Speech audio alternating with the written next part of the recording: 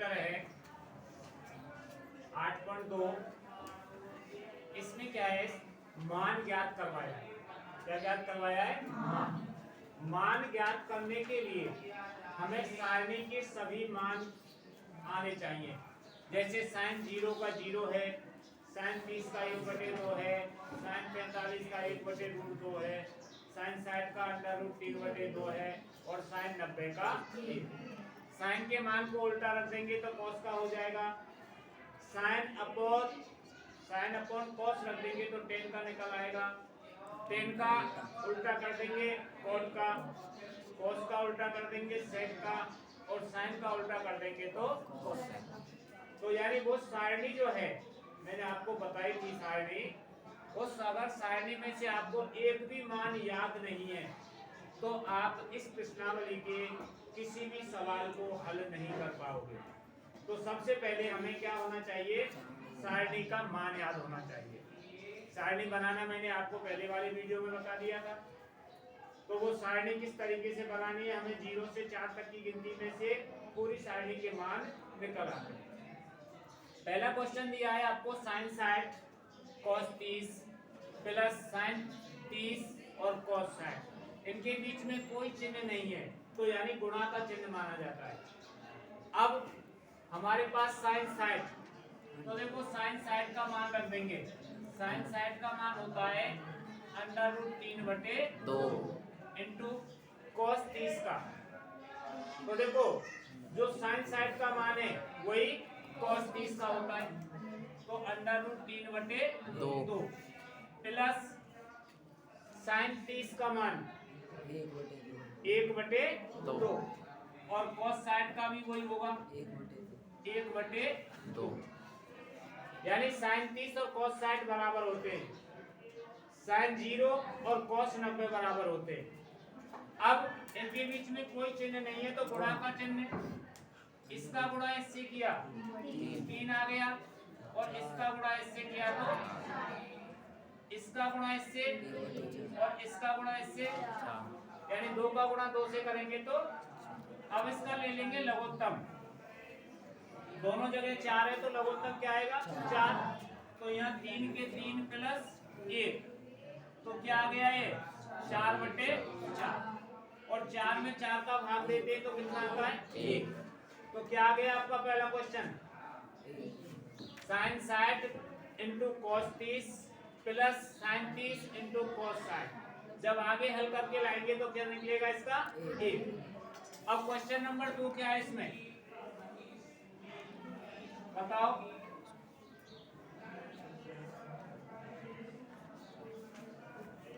2 tan square 45 2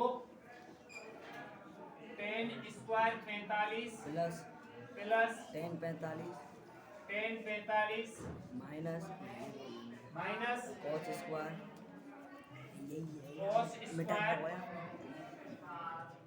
60 degree बटे और सारी मीटर होना है बस की ना तो काई बोल लो सवाल गलत करा है कर दिया। मीटर देखो दूसरा जो क्वेश्चन है आपका वो 2 tan square 45 plus cos square 30 minus sine square 60। अब tan 45 का मान 1 होता है तो यहाँ क्या आ जाएगा 2 इंटू 1 का स्क्वायर।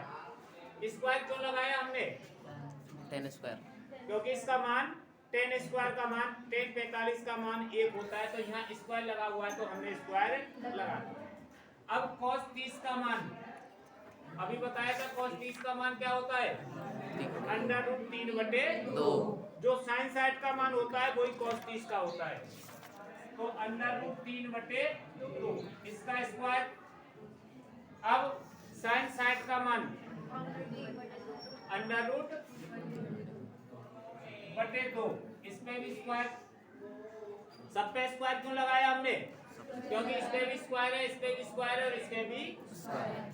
तो यहाँ क्या आ जाएगा ये देखो 1 का वर्ग करेंगे 1 ही आएगा और 1 का गुणा 2 से करेंगे तो 2 प्लस √3 का वर्ग 3 और 2 का वर्ग तो 3/4 माइनस 3/4।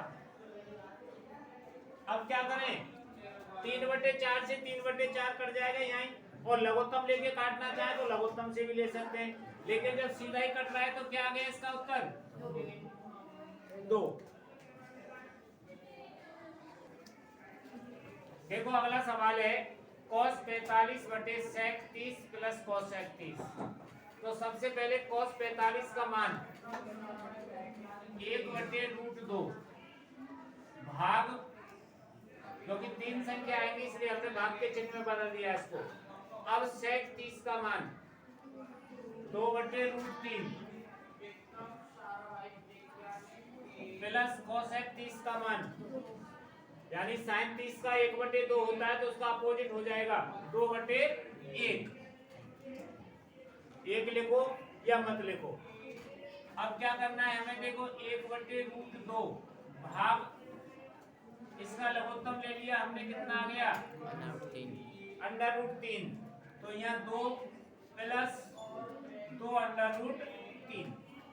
2√3 क्यों आया ये, क्योंकि 1 का भाग जब हमने √3 में दिया तो √3 बार गया, और √3 का गुणा 2 से किया तो 2√3। अब इस भाग को बदल दिया हमने गुणा में, 1/√2 इंटू √3/2 प्लस 2√3। इसका गुणा इससे कर दिया तो ये आ गया आपके पास √3, और √2 का गुणा 2 से किया 2√2 प्लस √2 का गुणा 2√3 से किया तो 2√6, क्योंकि रूट की संख्या का रूट की संख्या से गुणा हो गया और 2 आगे रह गया। अब सवाल इस जगह पे पूरा नहीं होगा ये, क्यों, अगर नीचे अंडर रूट की संख्या आ जाए तो हम उसका परिमेयकरण करेंगे। क्या करेंगे, परिमेयकरण। तो देखो यहाँ प्लस का चिन्ह है तो माइनस के चिन्ह का दोनों तरफ गुणा कर देंगे, 2√2 माइनस 2√6 बटे 2√2 माइनस 2√6 कर दिया गुणा। अब इधर क्या हो जाएगा, ये देखो √3 का गुणा 2√2 से किया तो 2√6, और √3 का गुणा 2√6 से किया तो माइनस 2√18। अब यहाँ a प्लस बी और a माइनस बी वाला फॉर्मूला लग जाएगा, a² माइनस, तो ये हो गया 2√2 का स्क्वायर माइनस 2√6 का स्क्वायर हो गया। अब क्या करेंगे हम इसमें, देखो 18 के खंड करते हैं इस तरीके से,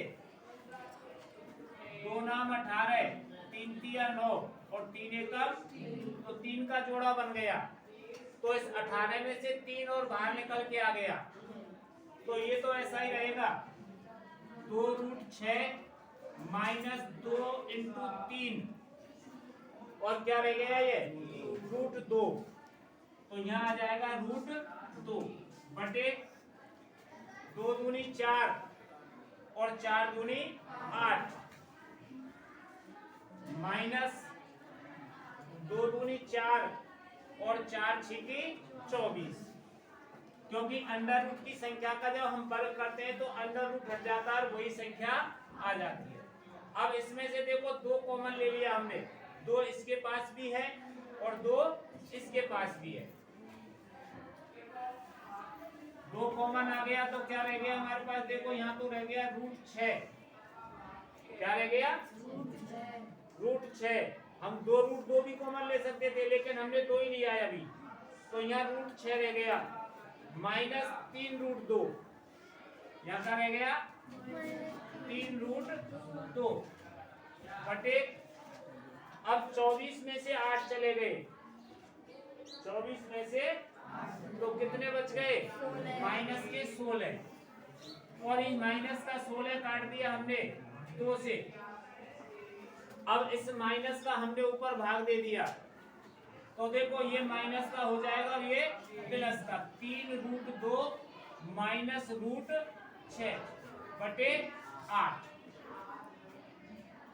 कैसे आया? देखो ये माइनस था, माइनस है, जब माइनस का भाग देंगे तो इसके सामने ये माइनस हो जाएगा और अंदर का क्या हो जाएगा? प्लस। तो सामने माइनस हमें परेशानी देता, अच्छा नहीं लगता, तो हमने इस माइनस की संख्या को तो पीछे कर दिया और इस माइनस वाली संख्या किसकी हो गई? प्लस की, इसलिए इसको आगे ले लिया। 3√2 माइनस 6 बटे 8, यही आपका आंसर है। लेना चाहे तो हम इसमें से और कॉमन ले सकते थे √2, लेकिन हमने नहीं लिया क्योंकि हमें नीचे संख्या जो है बिना √ की चाहिए। तो बिना √ की संख्या आ गई 8, तो यही आपका आंसर है। क्या पूछा है आपसे? देखो sin 30, tan 45 और cosec 60। देखो sin 30 का मान होता है 1/√2 प्लस tan 45 का मान 1 और cosec 60 का मान क्या होता है? cosec 60 का मान 2/√3। इसको हमने एक संख्या में बंद कर दिया, भाग। अब sec 30 का मान 2/√3 प्लस cos 60 का मान 1/, पक्का, और cot 45 का मान 1, यानी सेम संख्या है। इसका लघुत्तम ले लिया हमने, तो देखो इसका लघुत्तम आ गया हमारे पास √6। कितना आ गया? √6। √2 का भाग जब 3 में दिए 6 में दिया तो √3 बार गया, √3 का गुणा 1 से किया तो √3 प्लस √6 माइनस 2 कितना आएगा? 2। हाँ, मैंने कौन सा लिख दिया है? sin 30 का मान, तो इसका लघुत्तम आएगा, देखो संख्या एक से क्यों नहीं आई? इसका लघुत्तम लिया हमारे पास 2√3, क्योंकि sin 30 का मान 1/2 होता है। अब 2 से 2 कट गया, यहाँ आ गया √3 प्लस 2√3 माइनस 4। 4 क्यों आया ये? 4। देखो √3 से √3 कट गया तो 2 दूनी भाग, इसका लघुत्तम लिया हमने 2√3, तो देखो √3 से √3 कट गया है, 2 दूनी 4 प्लस 2 से 2 गया, क्या रह गया यहाँ? √3 प्लस 2√3। अब क्या करें? देखो 2√3 और √3, 3√3 माइनस 4/2√3, इधर भी भाग 2√3 और √3, 3√3 प्लस 4/2√3। अब हमने भाग को बदल दिया गुणा में,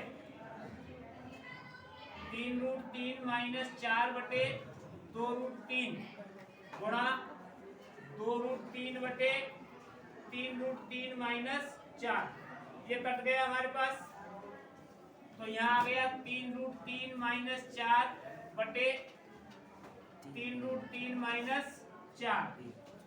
दोनों जगह माइनस आएगा क्या? देखो यहाँ प्लस है, तो यहाँ लिखने में हमने गलती कर दी है, तो क्या हो जाएगा? ये प्लस और ये प्लस।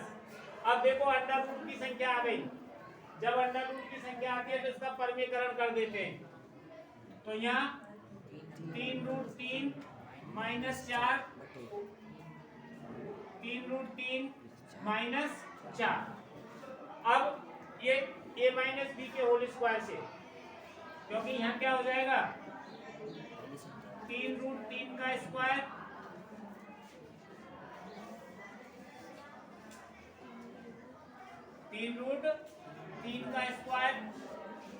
माइनस 2, पहली संख्या 3√3 इंटू दूसरी संख्या प्लस दूसरी संख्या का वर्ग, क्योंकि दोनों संख्या एक सी हैं तो a माइनस बी का होल स्क्वायर लगा दिया, और यहाँ दोनों संख्या अलग अलग हैं तो a प्लस बी और a माइनस बी। यहाँ 3√3 का स्क्वायर माइनस 4 का स्क्वायर। अब देखो 3 तिया 9 और 9 तिया 27, 4 तिया 12 और 12 दूनी 24, √3 प्लस 4 चौक 16, नीचे 3 तिया 9 तिया 27 माइनस 4 चौक 16। देखो 27 और 16 कितने हो गए? 43 माइनस 24 √3। अब 27 में से 16 गए, 7 में से 6 गया तो 1 और 2 में से 1 गया तो 1 आ गया। कहां से आया ये 27? 3√3 का वर्ग करने पर।